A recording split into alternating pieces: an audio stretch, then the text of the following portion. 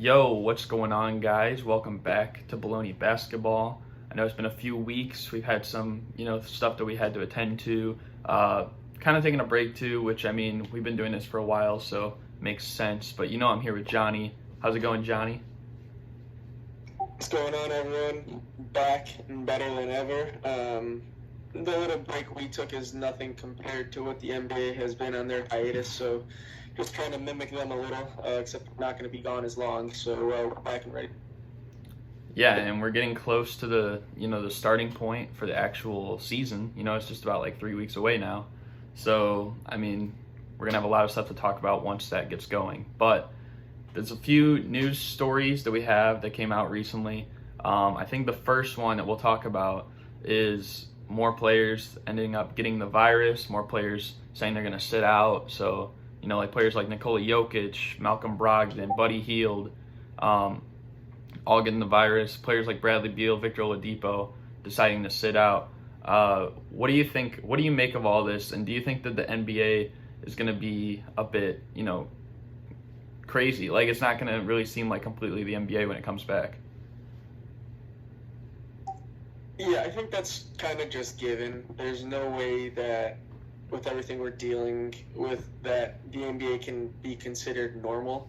But I'm not here to judge anybody that's sitting out. These circumstances are unlike anything we've seen before, so you kind of have to have sympathy and empathy and understand what these players are thinking. Players like Trevor Ariza, who's sitting out so that he can spend a month with his son over a custody battle. How am I going to judge somebody like that? You have players like Victor Oladipo, who's injured.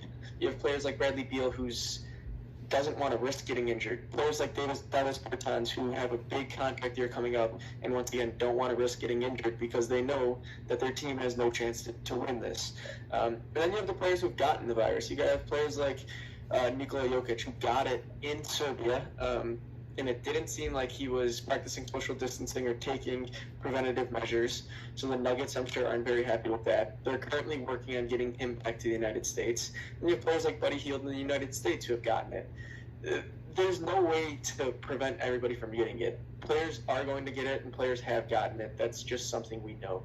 Once they're in the bubble, that's where the test happens. If players in the bubble get it, I think it's just going to spread throughout the whole bubble, and I'm not sure what the NBA is going to do to combat that. Yeah, I agree with the point of, I'm not gonna like judge someone for not playing necessarily. Even like Gordon Hayward said, like his wife's supposed to be like, giving birth like in the middle of like the season. So he's probably gonna leave the bubble for that. But it's just gonna seem really weird. It's like not everyone's gonna be there. You look at the Nets roster, like literally half the roster is not even gonna be there because like everyone's either getting the virus or like just deciding to sitting out. That's why they signed like Michael Beasley and Jamal Crawford the other day. But and additionally, like how players are going to handle this is definitely worrisome. Like when you brought up the Jokic point, and players like Damian Lillard, Joel Embiid, like they're worried that players aren't going to be taking precautions. That's kind of like how it all started when Rudy Gobert was like messing with the microphones and he didn't really take it serious. So I think definitely it's going to be weird. I don't know how enticing it's really going to be in terms of like what we expected it to be like starting in April. But we'll see. It definitely is still going to be competitive. Yeah, the whole idea of basketball itself is going to be back. It's just the parts and pieces around it. The players, the way in which they play, and there's just a lot to be worried about. Orlando currently is one of the hot spots in the country. It doesn't seem like they're necessarily that the rate is going down anytime soon. Who knows what's going to happen? Doctors are predicting that there's going to be a pretty big second wave. Who knows how soon that's going to happen? So there's so much more to worry about than just basketball itself. And because of that, the way we think about basketball is probably going to be altered this season. But I'm hoping that it'll provide a shining light, kind of something to take us away, something to give us something to think about instead of the situation that we're dealing with at hand. Yeah, and it's really going to be interesting because right now we're in the middle of July, and obviously there's not going to be like any fans until the season ends, which will probably be like October is what they plan for it. And it's only like 2 months before the next season, so it's going to be really interesting to see how that season starts.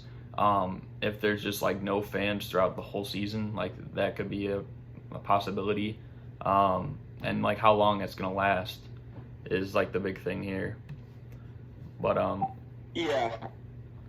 yeah, and I mean, I guess we can move on to the team schedules. We're not gonna like dive too crazy into this because obviously going through like 22 teams, 8 games for each, that's like, over 150 games that we'd have to talk about. But we could talk about like the big points. I think the main thing that was drawing everyone's attention was the fact of the NBA like trying to get Zion in the playoffs per se.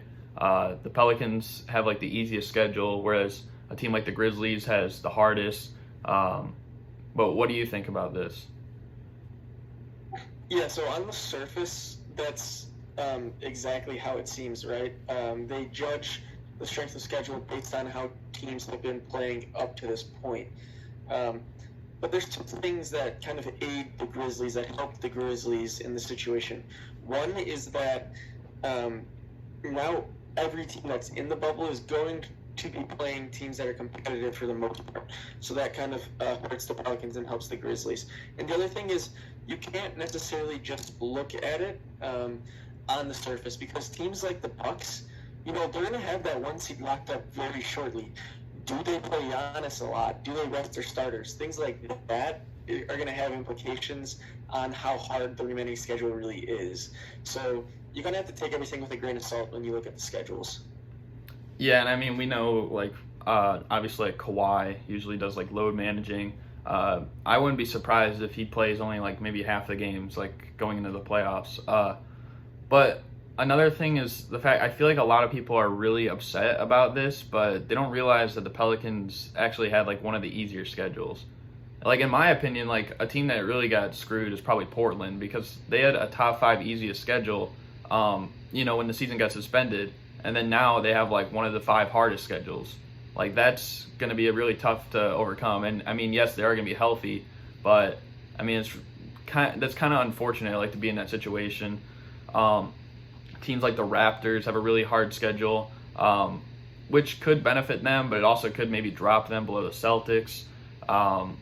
It's going to be interesting to see in these 8 games. I guess like teams like the Miami Heat, who really haven't even got it together since the trade deadline, it's going to be pretty big for them as well. Trying to get adjusted with like Jay Crowder, Andre Iguodala on that team. Yeah, and you have those teams 4 through 6 in the East with Miami, Indiana, and Philly. Yeah. Those teams are vying for the 4, 5, and 6 seed. It depends. How do I phrase this? So, do you want to avoid Milwaukee? Do you maybe want to become the 6th seed so that if you win your first round matchup, you don't play Milwaukee? There's things to think about like that. Then you have the idea that you might rather play a team like Milwaukee than Philly, because Philly has a lot more to play for in terms of the regular season. So there's just a ton of things you have to think about when evaluating team schedules. And those are just kind of the things that I've been thinking about as I've gone through looking at them. Yeah, and I mean, ultimately, just another thing about like all these team schedules and stuff like that, it makes me really wonder why they even brought the Wizards and the Suns. I know we talked about this like a while ago, but like the Wizards are so far back, and I know the Nets have like nobody, but the Wizards would have to have like such a great record to get in. The Suns, I mean, they're gonna have to overcome the Pelicans, who have an easy schedule. They're gonna have to overcome the Spurs, who I believe have not too bad of a schedule. The Kings. Like all these other teams, it's just going to be like way too much, especially since, the Grizzlies are like 5 games ahead of them themselves. So that's like the whole thing I was looking at there. It's like it probably should have just been 20 teams. Yeah, and now when you look at it even further, when you have the Washington Wizards, who are going to be without Bradley Beal and Davis Bertans, these 8 games could simply just be them bringing in young talent, evaluating it, and seeing who they want to keep going forward. So they could use that to their advantage in that way. But there's no reason that you should be bringing another probably 40 or 50 people total from the Wizards and the Suns, including players and coaching staff, into this bubble when we're already dealing with a pandemic. So that was kind of my thinking there. Yeah. I mean, I agree with pretty much all of that, but we're going to move on to the next topic, which is 2013 redraft. We're just going to draft like the top 10. I don't know if you want to start or you want me to start. Or we could go like back and forth. What do you want to do? You want to go back and forth? Yeah, let's kind of see how we compare. I'm hoping that number one's going to be the same for both of us. Yeah, I got the Greek freak, Giannis Antetokounmpo. Yep, so do I. I think 2 through 4 is going to be where things may get a little interesting. So who do you have at number 2? Okay, number 2, for the Orlando Magic, originally they picked Oladipo. I still have him taking Oladipo. I think that once he's 100% healthy, he's an All-NBA caliber player, and he can bring it on both ends of the floor. So I got Victor Oladipo number 2. Yep, I do as well. And I'm not sure exactly how you went about this. Did you look at the teams themselves and figure out who's going to be a better fit, or did you kind of just go with best player? Because I kind of just went with the better player. Yeah, I think last time I went more with best fit if it was like kind of close, but I think more this time I went with who I'd rather like build my team around per se, like in that order. Perfect. I went number 3 here. I went with Rudy Gobert. What say you?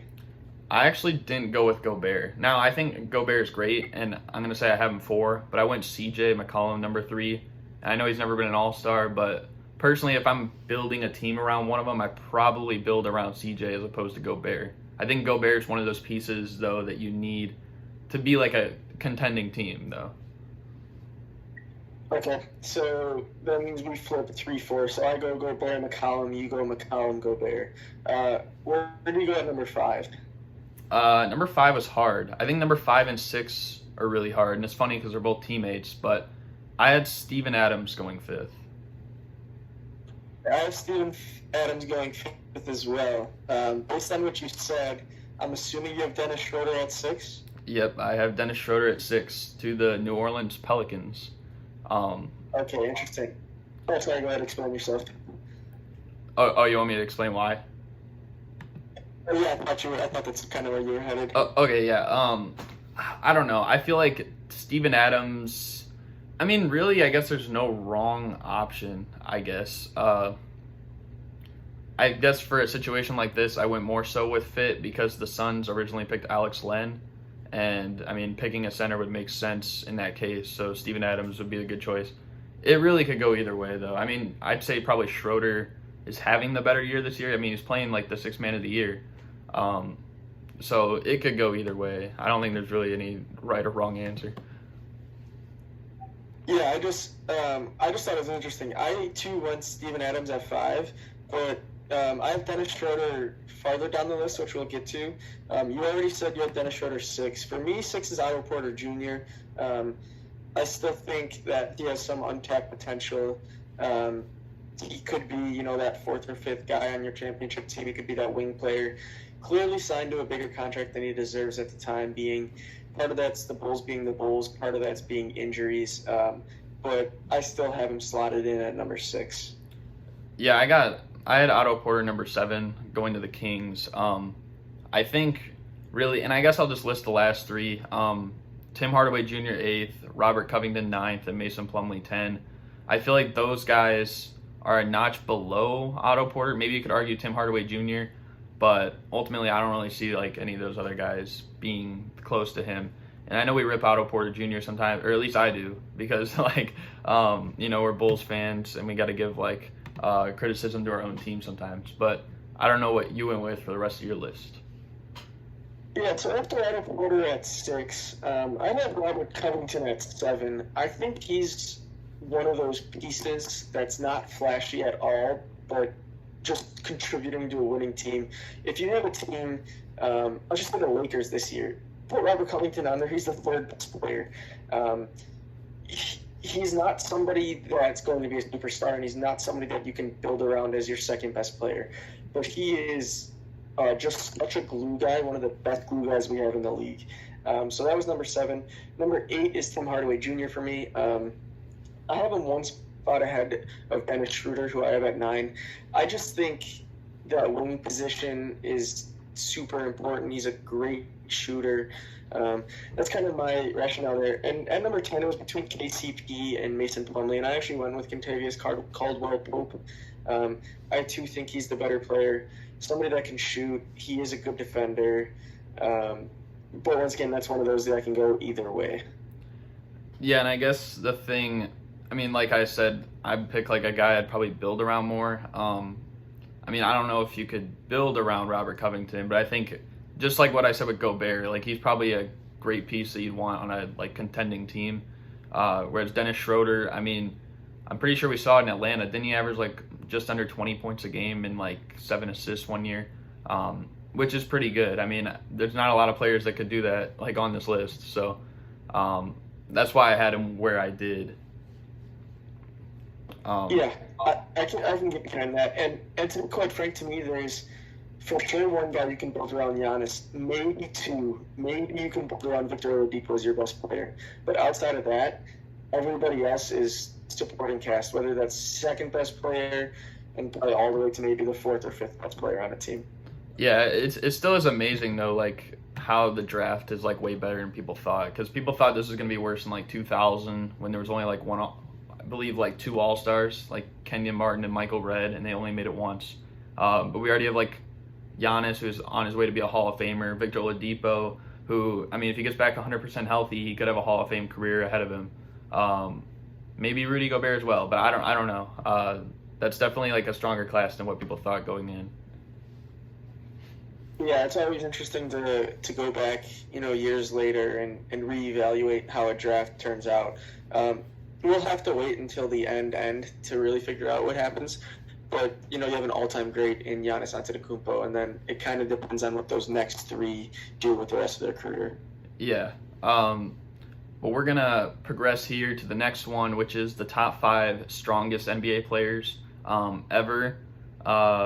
I feel like there's really no definite answer. It's kind of just based off our own opinions. I don't know if you want to give like your 5 and then I'll give my 5, or what do you want to do?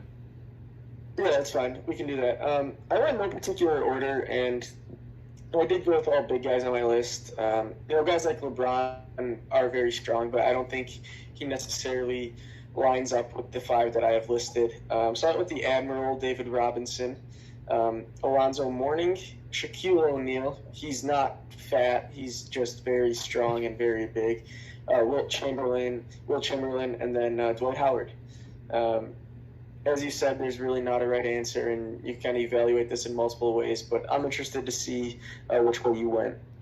Yeah, well, the first 3 I had were 3 on your list. I had Wilt. I mean, the man said, like, I guess there's no, like, 100% proof, but the dude said he benched, like, over, like, 625 pounds, I believe, which is just insane. And he was a dominant force as well, just like number 2, which I have Shaq. Obviously, David Robinson, number 3 with the biceps. I went with Karl Malone, number 4, actually. And then number 5, I went with Daryl Dawkins. I mean, this dude was like Chocolate Thunder for a reason. He was breaking like every single backboard.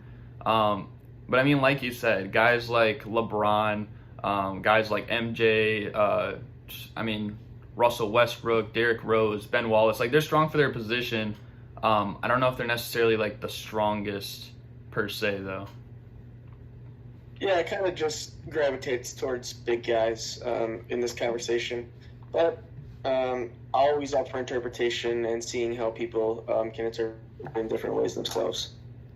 Yeah, it's definitely an interesting one to talk about. But, I mean, we're going to move on to the next one, which is the likeliest record among these to be broken. So I'm going to list these records. I guess we can just go one at a time. So the first one that we have is Wilt Chamberlain with the record of 48.5 minutes a game. Do you see that ever being broken? I don't know. So when I was kind of looking at these, I was thinking about the future and how the game could change.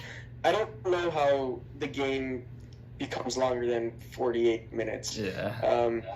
The only way that this record could be broken is if we have such a short season and the player barely qualifies for it, but I still don't see this ever being broken.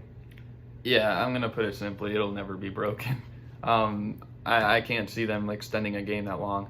Now the next one, this is I guess a possibility. Scott Skiles with 30 assists in a single game. Do you think this could be broken? And do you think there's someone right now that could break it?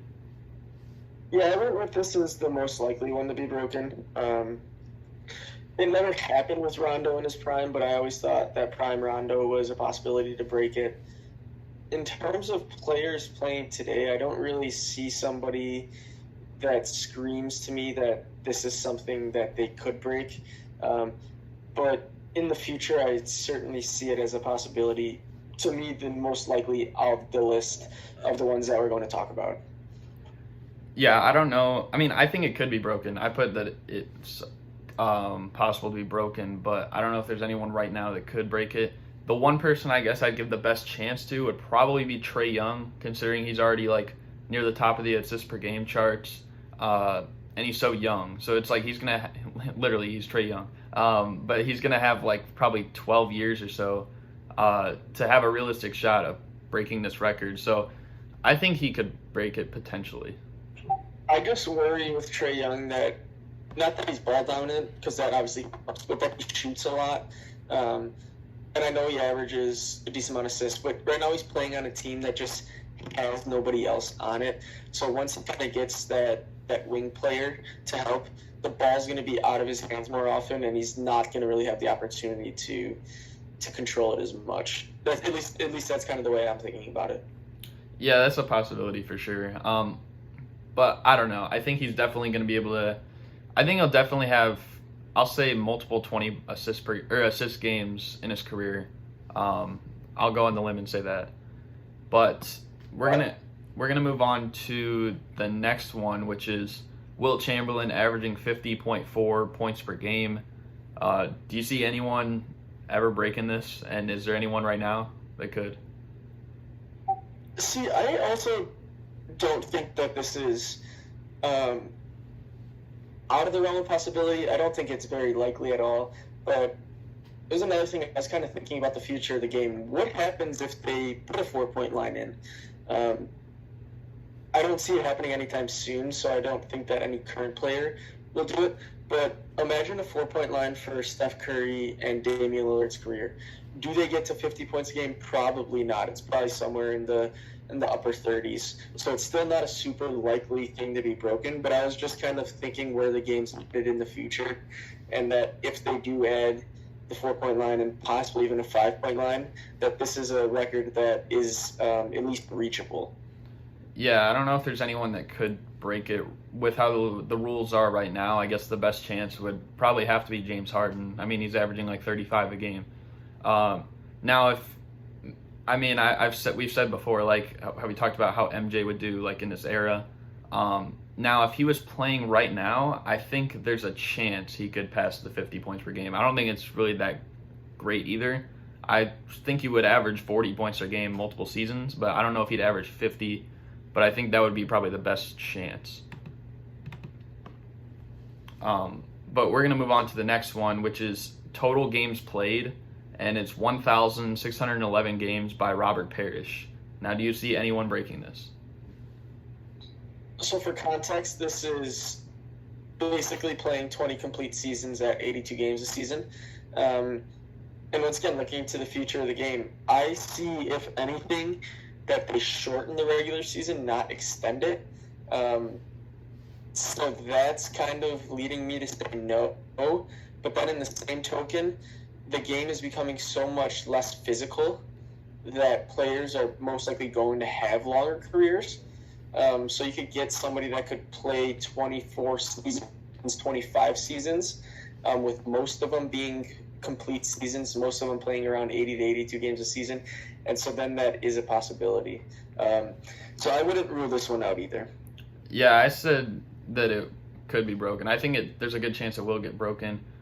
It even could, I mean, it's not entirely likely, but it even could get broken by LeBron. I think that I checked, it was like he needs to play like 70-something games over the next 5 years, which might seem crazy, but I mean, he's only missed about, 2 games this season, so it's definitely possible for him to break that. Could be some other people down the line as well, assuming they don't shorten the season. But I think it's definitely possible this one gets broken. Yeah, I too view it as one of those that is on the more likely end compared to these others. Yeah. Now the next one, 11 rings by Bill Russell. Do you think anyone wins 11 championships or more down the line? I'm going to keep it short and simple. Nope. I don't know. I think it really depends if there is like a complete super team, because the thing is with the league right now is that so many teams are content with being together for such a short time, and then they want to like go other places. I mean, look at Kawhi last year. Like, he wasn't even content winning a championship. He's like, I'm still going to the LA Clippers. Kevin Durant was on arguably the greatest team ever and very well could have stayed, but he decided to leave. So I think if there is like a team that wants to keep that mindset of, you know what, we're going to just go crazy. We're just going to like keep it up as long as we can, and they form together early enough that they can do so. I think it's possible. I don't think it's that likely though, because 11 rings is pretty hard to beat. Yeah, you just kind of run into the issue of money. At a certain point, you can only keep a super team around for so long because of the salary cap. So that's why it's one of those things where if a player does it, it's probably going to be with multiple teams. And there's also, though, a possibility that it could be all through draft. I mean, look at what the Thunder had. They had Durant, Westbrook, Harden, and Ibaka all on the same team, which very well could have been a team that won multiple championships. But, I mean, ultimately they didn't win any. So, I mean, there's also a possibility it could be just really good draft success. Yeah, and then it's just a matter of how long you keep that team together. They got rid of Harden because they weren't willing to pay him, and then if they paid him a lot, then you can't pay Durant and Westbrook as much. So it all does come down to a money game at the end of the day. Yeah. Now the last one, which is the big one, 100 points in the game by Wilt Chamberlain. Do you think anyone breaks this? It's one where I'm kind of torn, because I do see them adding a 4-point line at some point. Kind of just natural evolution of the game. It's just so hard to score 100 points in a game, so I'm going to go no. I went with it's possible. I mean, and this is why I think that Kobe's 81-point game is like one of the craziest things we've seen, because I mean, that was in an era where the pace was like so much lower than it is now.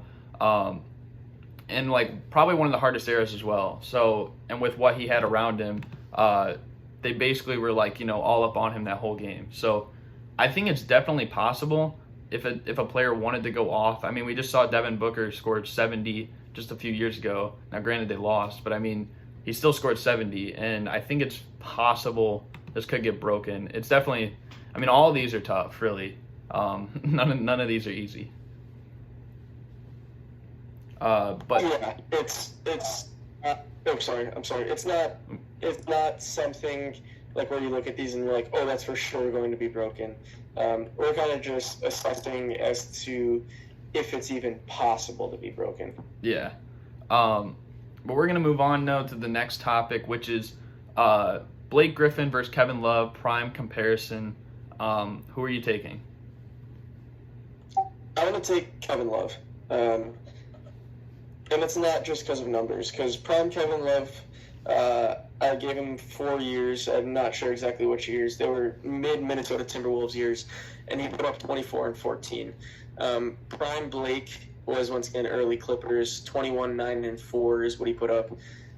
Kevin Love has the accolades to his name. He's not as flashy of a player, but he's got a better jump shot than Blake Griffin. He's a better rebounder than Blake Griffin. And he was the third best player on a championship team, and if Blake were to ever win one, I'm sure that's what he would have been as well. Blake's more of a polarizing and flashy player, but I think Kevin Love is the better player. That's interesting. I think Blake is better. First of all, I think Blake came out of the gates a better player than when Kevin Love started his career. The other thing that I have to consider is that Blake was top 3 in MVP voting one year. And I mean, Kevin Love, we've never seen Kevin Love even make the playoffs unless he had LeBron on his team. So, I mean, we also got to consider that. now I guess that's fair for Blake Griffin with, I guess Chris Paul like in the Western Conference per se, but he did make it also with the Pistons. He's been an All-NBA player, I believe, more times than Kevin Love. I think Love has made one more All-Star team, but again, one of those years was also playing alongside LeBron the last year. And I mean, we looked at it the next year, or really even this year. I mean, he's not an All-Star really now. So I don't know. I'm going to be taking Blake Griffin on this one. I know he is like more flashy. I know Kevin Love was insane. I think he averaged like 26 a game his last year with the Timberwolves, but personally, I'm taking Blake Griffin. Yeah, I guess it's kind of just who do you want to build around. I think it's easier to build around Kevin Love just because you have somebody who can spread the floor. You have somebody who can open up the lanes. With Blake, that whole appeal was Lob City. You had DeAndre Jordan there. You had a point guard that was just throwing lobs all game. That's obviously not to take away from Blake. He won Rookie of the Year. He does have accolades to his name as well. But it's just one of those things where, personally, even in their prime, I don't think either of them would have ever been able to be the best player on a championship team. Oh yeah, I don't think that's the case either. I just think that I don't know. Personally, for me, Blake Griffin, I mean, you're more likely to at least have a chance. So, but we're gonna move on to the next one, which is really a team of numbers. So we have team number 23 and team number 34. Now, I mean, we didn't pick these. I think this is maybe like Hoop Central. And some of them are like current players that are probably, I don't know if they're better than like some of the all-time players or whatever, but here's the team 23. We got LeBron, Jimmy Butler, Michael Jordan, Blake Griffin, and Anthony Davis. And then team 34, we have Ray Allen, Paul Pierce, Giannis, Hakeem, and Shaq. Who do you have winning this matchup? Give me 23. Just put the two best players in NBA history on the same team, and I don't necessarily see how they lose. I guess the toughest thing to consider here is how do you guard Hakeem Shaq? And it's probably with AD on Shaq and Blake on Hakeem. But Team 34 just has zero spacing. Shaq can't shoot, Hakeem can't shoot. Giannis is not a great three-point shooter. And 23 is not amazing. But at least everybody on that team has gotten to the point where they can take a three-point shot, and there's at least a chance they make it. So I think they're just kind of more flexible at 23, and that's why I lean that way. Well, I don't know if really 23 has more of an advantage in shooting than 34. I mean, LeBron is a capable shooter. I wouldn't say he's a great shooter. Michael Jordan's a capable shooter. I wouldn't say he's a great shooter. And I mean, same thing goes for Blake and Anthony Davis. Really, even Jimmy Butler. I believe Jimmy Butler is shooting like horrible from three this year. But, I mean, in his prime, I guess he'd probably be the best shooter of the five on that team. Whereas on Team 34, you got Ray Allen, who's a top three shooter all time, probably. Paul Pierce, who's made, I think he's in the top 10 most three-pointers made all time. Of course, you don't have like anyone that could shoot for really the rest of it, but I think with Hakeem and Shaq and Giannis, I mean, those are like basically 3 7-footers that are three of the most dominant players that we've seen. And I don't know really how Blake would match up with them. I don't know how MJ would match up with either Giannis or like Hakeem. I think that's really hard, even though he's a great defender, but I don't know if he can really stop them. And I don't think really anyone on the other team is stopping Shaq. It's really tough. I think Team 23, I mean, it's hard to go against a team with Michael Jordan and LeBron James, but I don't know. I just don't see anyone, and I think the downfall might be the person I was just picking in Blake Griffin. I don't see him guarding anyone between Hakeem and Shaq, so I'm probably going to take Team 34. So Ray Allen, yes, you're right, is the best shooter in this group. But when I look at Team 34, the one question that comes to me is who handles the ball? It's got to be Giannis, right? So if Giannis is taking it up, okay, Giannis is taking it up, that's fine. Team 23, you could go zone against Team 34 because you just have to make sure that you don't leave Ray Allen open. And Paul Pierce is a capable shooter, and yes, he has made a lot of three-point shots. But if you only have two shooters on the opposing team, run zone. I don't see why that wouldn't work. I know it's not necessarily something that that we consider when we're playing 5-on-5. You know, it's not like, oh, just run a 2-3. But I think there are ways to defend Team 34. You can send doubles off of Hakeem's play, off of who's guarding Hakeem or whatever. There's ways to combat Team 34, but they do certainly have the size advantage. I think part of it is just like how we see like the teams fitting together. Like personally, I can't see a team fitting well that has like the 23 team just doesn't fit well in my opinion. It's just like really weird. I think obviously with Team 34, I mean Ray Allen and Paul Pierce, I mean they played together. They won a championship together. And I guess yeah, they did play with Shaq, but he was like way past his prime. But I think having like two floor spacers like that, a guy that can handle the ball, and a dominant big in there. And I mean, yeah, they have, you know, also Hakeem, who's, I mean, one of the more skilled players ever. It's just like really hard when it's like, I don't know, it's just really tough. I wouldn't say that one team is necessarily better than the other, but I think when in a head-to-head matchup, 34, it's really just too hard to stop Hakeem and Shaq with Anthony Davis and Blake Griffin. I'll give you one last thing to consider. It's obviously incredibly tough for Blake and AD to stop Hakeem and Shaq, but how well do Shaq and Hakeem guard the perimeter? Because you're going to see Blake play on the perimeter, and you're going to see AD play on the perimeter as well. So are those players able to get out of the paint and guard the perimeter? Yeah, I think Hakeem wouldn't do too bad. I mean, Shaq might be a bit of a problem, but then again, I mean, sometimes, like, even when the Lakers play the Clippers, they almost dare Anthony Davis to shoot threes, and usually it works. So, these guys, they can shoot the three, but, I mean, more times than not, you'd rather, like, Anthony Davis or Blake Griffin shoot a three than, you know, Jordan or LeBron driving to the basket. So, I think that they'd be more content allowing that than, you know, something easy for some of the best finishers ever. I can get behind that point. And like you said, there's obviously no right, there's no wrong answer. It's we'll never see this. We have players from different generations coming together, teams that don't necessarily fit perfectly, but it is certainly interesting to just take a look at it. Definitely. And that's going to cap off the show. Hope you guys enjoyed. I don't know if you have any last words, Johnny. No, I don't think there's really much more to add. We should continue to get news as players get signed, as certain players decide to opt out of the bubble, and the NBA is just coming back soon, so we're going to look forward to that and keep everybody updated. Yep, so stay tuned for the future episodes. Once again, I hope you guys enjoyed, and we're out. Peace.